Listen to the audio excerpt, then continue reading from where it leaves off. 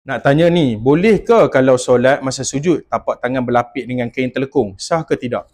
Soalan yang bagus. Soalan ni berkaitan dengan apabila kita melakukan perbuatan sujud di dalam solat, tangan kita, terutamanya bagi kaum wanita yang pakai kain telekung, ketika sujud, tangan berlapik dengan kain telekung. Sah atau tidak?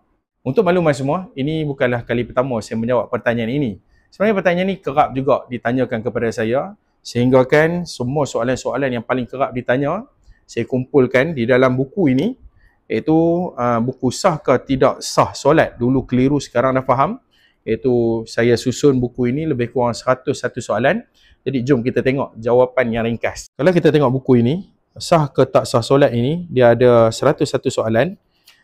Soalan-soalan yang paling kerap ditanya, dan adapun soalan ini pada muka surat 89, wanita solat ketika sujud tangan berlapik dengan kain telekung, muka surat 89. Jawapan, perbuatan melakukan sujud dalam keadaan tangan berlapik bukanlah menjadi satu kesalahan yang membuatkan solat tersebut batal.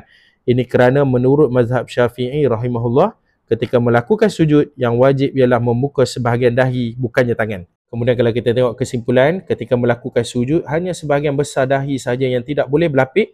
Jika keseluruhan dahi berlapik dengan apa-apa pakaian yang kita pakai, maka solat tersebut tidak sah menurut mazhab kita. Perbuatan tangan, lutut atau kaki ketika sujud jika berlapik dengan apa-apa pakaian yang kita pakai, maka ianya tidak membatalkan solat. Solat dalam keadaan ketika sujud, tangan berlapik, ianya sah dan tidak membatalkan solat.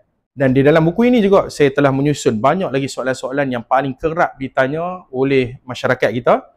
Maka boleh dapatkan buku ini di Pesta Buku Antarabangsa Kuala Lumpur. Jumpa saya pada 25 hari bulan 5 ini di Pesta Buku Antarabangsa Kuala Lumpur. Boleh dapatkan di sana.